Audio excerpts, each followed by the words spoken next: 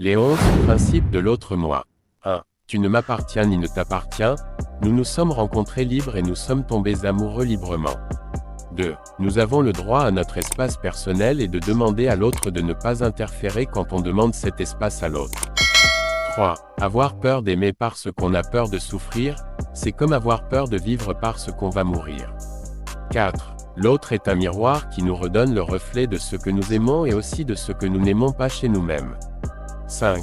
C'est pourquoi lorsque le miroir, l'autre, reflète notre beauté chez nous, nous sommes sur un nuage et quand il montre l'horrible, nous descendons en enfer. 6. À travers l'enfer qui nous reflète l'autre, nous pouvons consciemment voir ce que nous ne sommes pas capables de voir en nous-mêmes et de le transmuter. 7.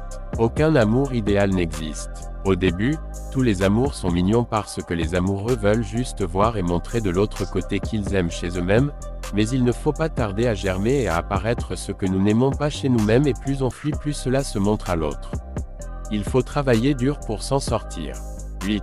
L'équilibre ne vient pas du simple fait de se dire des choses gentilles pour ne pas offenser mais de dire ce que l'on pense même si ça fait mal, d'être ferme dans les mots mais doux dans le ton et les manières.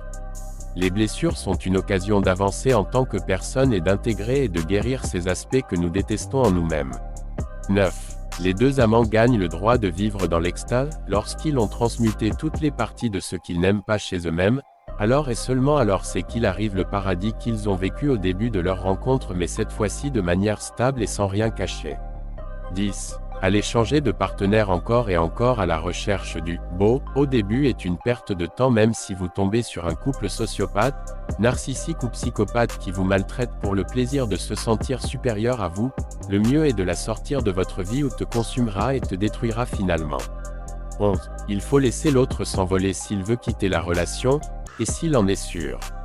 Si l'autre a déjà bien réfléchi, le laisser partir est la seule option, mais vous aurez tout de même beaucoup progressé dans votre développement personnel et cela personne ne peut vous l'arracher.